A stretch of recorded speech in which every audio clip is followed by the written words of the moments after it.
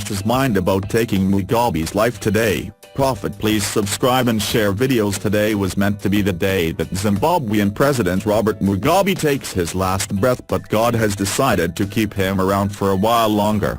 This is according to Pastor Philip Mugabe, who in January made the brave pronouncement that God had told him Mugabe would die on October 17, 2017. At the weekend, however, the pastor reportedly sent out a voice note in which he suggested God had changed his mind. In it, Mugabe allegedly says, "It was brought to me to say that there has been a postponement of the prophetic word which I had spoken in the month of January 2017 inches." He had no idea why God had the change of heart. As to why God postponed that, he never told me that, so I really don't know why God chose that direction. I know many people were actually expecting the fulfillment of the prophetic word because of what is happening in this nation. This can only be speculation as to why it happened and how it got to be like that, the voice note apparently continues. Earlier this year, in a clip aired on Zimbabwe's online global TV network, Mugabe had said that the 93-year-old's days were numbered. "When I was in prayer, God said to me, 'This year the president is dying.' He told me to say that he is dying on the 17th of October, said Mugabe. Mugabe, however, did not take kindly to the prophecy, and the man of the cloth landed in gaol. Following his release from the cells, Mugabe apologized to the president but maintained that the prophecy still stood. "What happened after that has proved and shown me that the president misunderstood what I said, because I remember saying that if he wants to prolong his life he has to go before God. Having said that, I thought he'd understand that and go to God, but instead he dragged me to the courts and into prison for 55 days, Mugabe said on the same TV station in April. "So I really want to take responsibility by saying, Mr. President, I am really sorry that you misunderstood what I said. But you know what, sir? I am not apologizing for what I said. What I said still stands if you do not do anything about it," he added. In an interview, Mugabe has brushed off what he labeled prophets of doom and gloom who masqueraded their dreams and wishes as prophecies. "I don't care about them anymore," Mugabe said. "We had some pastors praying for my death, even a bishop of my church." He added that it was absolutely nothing new to him, killed by hijackers who knew him. Please subscribe and share videos. Rhythm City actor Dumi Masala was no stranger to the men who shot him dead in an attempted hijacking in Tembisa 2 months ago. This startling information was in the written confession of Saifundo Nkosi, one of the men accused of his murder, in his bail application at the Benoni Magistrates Court last week. "They knew the vehicle and knew Masala," Magistrate Telmari Scott said as she paraphrased parts of the confession before her. Nkosi had told police they usually don't hijack vehicles of people they knew, but on that day, it was different. "I drove until I was parallel to Dumizani's car. Sali shouted and told me to stop and I stopped," Nkosi's confession read. Masala and a friend were seated in his Golf 7 vehicle. 2 of the 6 gangsters were meant to have gone for Masala's vehicle, but only Kumbudzo Solomon Makuba, known as Sali, got out. The door the other gunman was meant to use was secured by a child lock. Nkosi said Makuba approached the car and fired shots into Masala's car and then ran back to the jeep with his accomplices. A wounded Masala had then sped off. He later died at the Tembisa hospital. The jeep that the attackers were traveling in had been hijacked in Davidson earlier. At the time of Masala's shooting, the jeep's owner, Trevor Shabangu, was lying in the back seat of the vehicle and had heard the gunshot ringing. He was later released. Nkosi, however, made a U-turn on his confession in court, alleging the police had beaten it out of him.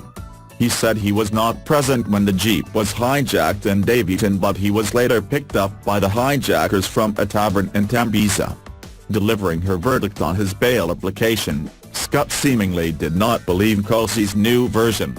The magistrate denied him bail.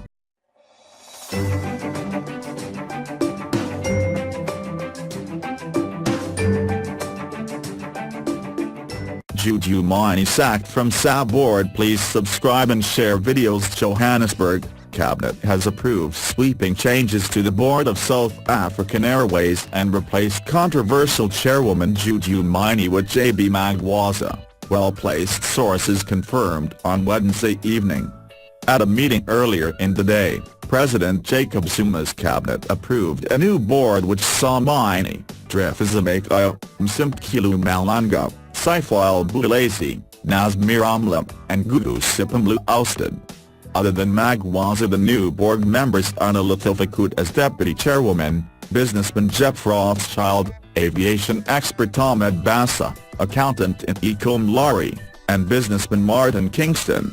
Cabinet reportedly retains Swazi Shabalala, Peter Chisep, Thamkum Goduso, Peter Malualika, and Actor Musa, Inca reported. Sources said Maini's removal took extensive negotiating on the part of Finance Minister Malusi Gigaba. The minister had given SAS creditors an undertaking that he would replace Maini, who was seen as close to Zuma and had survived a bruising public showdown with his predecessor Pravin Gordhan, among other issues, about their attempts to renegotiate the deal with Airbus. It was expected that a formal announcement on the changes to the board would be made at a post-cabinet briefing on Thursday. On October 5, Parliament's Standing Committee on Finance called for SAT to hold an annual general meeting in November and to find a replacement for Maini. The SAS annual general meeting, AGM, should be held on 3 November as proposed by Treasury, and the current board chairperson's term should end with the AGM. People with appropriate aviation experience and expertise should be appointed to the board, management strengthened and allegations of corruption should be tackled speedily, committee chairman Yunus Karim said at the time.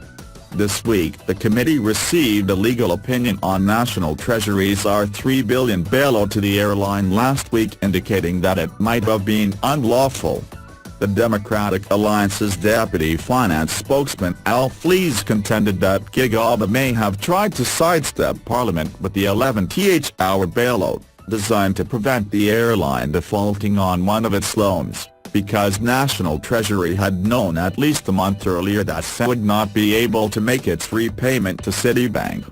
On Wednesday the committee said Gigaba was right not to let the airline default, but he should have submitted a special appropriations bill to Parliament instead of relying on Section 16 of the Public Finance Management Act. The bailout was the second this year to determine SAT to allow it to honour its loan repayments.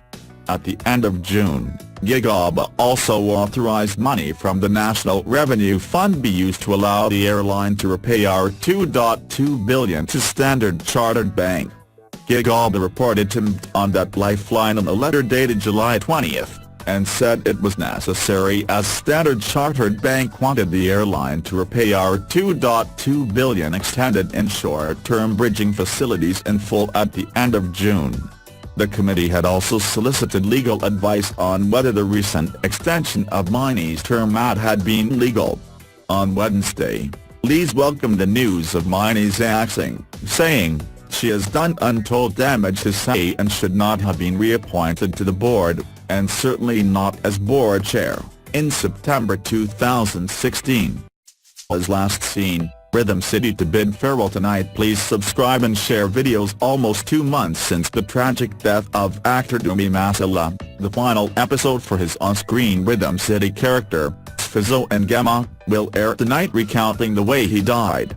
The E.TV soapy revealed last month that Fizzo's exit would mirror Dumi's murder, which happened in August during a botched hijacking. Although a reenaction of the hijacking would not be shown, it would be reported by one of the characters. The producers said a decision was made to replicate Dumi's death in an attempt to highlight the scourge of violent crimes in South Africa. After extensive consultation with the Masala family, the producers of Rhythm City have decided to incorporate Dumi Masala's tragic death into the exit storyline of his character, read a statement. Wednesday's episode will mark Dumi's last appearance on the soapy, although there will be a special on-screen memorial service in his honor on October 18. The actor's mom Sabitha Magdalene and brother Thabani will also feature in the episode. The show's producers decided to use Sifizo's exit story as a way to pay tribute to Dume's work as an actor and to highlight the tragedy of unnecessary violence that plagues our cities, said producer Eula Quinn. Dume died in hospital after being shot during an attempted hijacking in Tembisa on August 2.